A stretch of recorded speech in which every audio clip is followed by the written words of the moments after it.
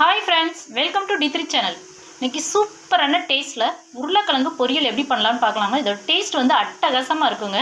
நான் சொல்கிறத விட நீங்கள் வந்து டேஸ்ட் பண்ணி பாருங்கங்க, அவ்வளோ சூப்பராக இருக்குங்க.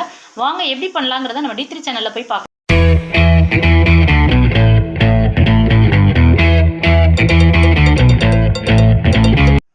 இப்போ இந்த உருளைக்கிழங்கு பொரியல் வந்து நம்ம தாளிச்சிடலாங்க. அதுக்காக ஒரு கடாயில் வந்து நான் 2 ஸ்பூன் வந்து எண்ணெய் விட்டுருக்கேங்க. ஸோ இப்போ நம்ம என்ன எடுத்துருக்கோன்னா, சோம்பு வந்து ஒரு 1/4 ஸ்பூன் எடுத்துருக்கோங்க. அதோட வந்து பெருங்காயத்தூள் வந்து எடுத்துருக்கோங்க. எப்பயுமே உருளைக்கிழங்கு செஞ்சாலும் சரி, சாம்பார் செஞ்சாலும் சரி, பெருங்காயத்தூள் போட மறந்துடாதீங்க. நான் ஒரு 1/4 சிட்டிகை அளவு பெருங்காயத்தூள் எடுத்துருக்கேங்க. அதோட தாளிக்கிறதுக்காக கருவேப்பிலை எடுத்துருக்கேங்க.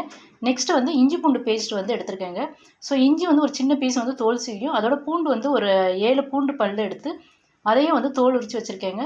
ஸோ அதை ரெண்டையும் வந்து சின்ன உரலை போட்டு 1, 2 வந்து தட்டி வச்சுருக்கேங்க. அதுதான் இப்போ நம்ம பார்க்குறது. இப்போ எண்ணெய் காஞ்சோன்னே இதெல்லாம் போட்டுடலாம் நம்ம.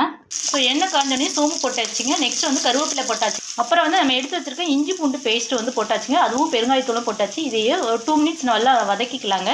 ஸோ இந்த உருளைக்கிழங்கு பொரியலுக்காக நான் வந்து ஒரு வெங்காயம் எடுத்து அதை சின்ன சின்ன பீஸாக வந்து கட் பண்ணி வச்சுருக்கேங்க. ஸோ இந்த வெங்காயத்தை வந்து நம்ம அதில் போட்டுடலாம். ஸோ இப்போ வெங்காயம் வந்து போட்டாச்சுங்க. வெங்காயத்தையும் நல்லா வதக்கிக்கலாம்.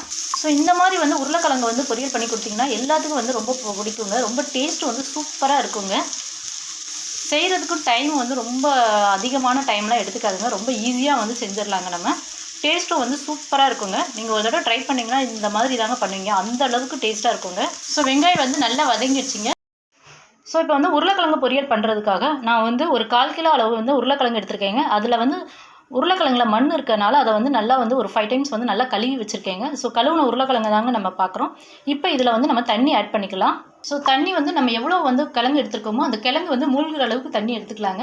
ஸோ இதை வந்து குக்கரில் போட்டு ஒரு 3 விசில் விட்டு வேக வைக்கலாங்க. ஸோ வேக வச்சுட்டு நான் எப்படி இருக்குன்னு காமிக்கிறேங்க.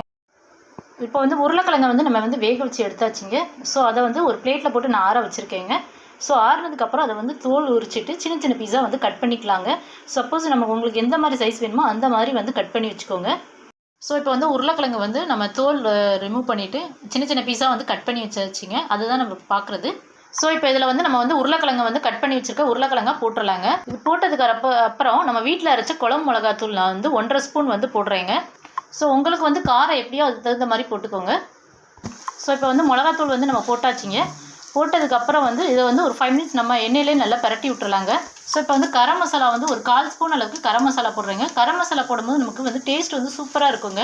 ஸோ இதை வந்து 5 மினிட்ஸ் அப்படியே வந்து லோ ஃப்ளேம்லேயே வந்து இந்த மசாலாவோட நெடி அப்படியே வச்சுருக்கலாங்க. ஸோ இந்த மாதிரி பண்ணும்போது நமக்கு வந்து டேஸ்ட் வந்து சூப்பராக இருக்குங்க. இன்னொன்று ஈஸியாகவும் இந்த மெத்தடில் வந்து நம்ம பண்ணிடலாங்க. ஸோ இப்போ வந்து இந்த பொரியலுக்கு தேவையான உப்பு வந்து நம்ம போட்டுடலாங்க. ஸோ இது வந்து லோ ஃப்ளேம்லேயே வச்சுருங்க. லோ ஃப்ளேம்லேயே ஒரு 5 மினிட்ஸ் வச்சுருந்துருக்கலாம்.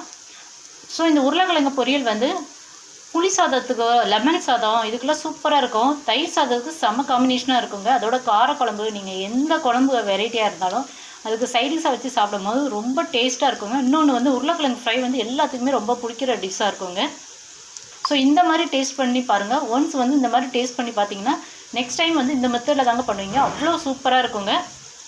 இப்போ மசாலாவோட நெடியெல்லாம் போய் நமக்கு சூப்பரான உருளைக்கிழங்கு பொரியல் வந்து ரெடி ஆயிடுச்சுங்க. இப்போ இந்த ஸ்டேஜில் வந்து நம்ம என்ன பண்ணோம்னா ஒரு கொத்தமல்லி தலையை எடுத்து அதை கழுவிட்டு சின்ன சின்ன பீஸா ஸ்லைஸ் பண்ணி மேலே தூவி விட்றோங்க. ஸோ லாஸ்ட் இறக்கும் போது இந்த கொத்தமல்லி தலையை தூவி விடும்போது அதோட ஃப்ளேவர் வந்து நமக்கு நல்லா கிடைக்குங்க. ஸோ நாங்கள் போடுற வீடியோலாம் உங்களுக்கு பிடிக்கும்னு நினைக்கிறேன். பிடிச்சிருந்தால் லைக் பண்ணுங்கள், உங்கள் ஃப்ரெண்ட்ஸ் அண்ட் ரிலேட்டிவ்க்கு ஷேர் பண்ணுங்கள். மறக்காமல் D3 சேனலை சப்ஸ்கிரைப் பண்ணி சப்போர்ட் பண்ணுங்கள். நிறைய பேர் வந்து சப்ஸ்கிரைப் பண்ணி சப்போர்ட் பண்ணுறீங்க. Thank you so much.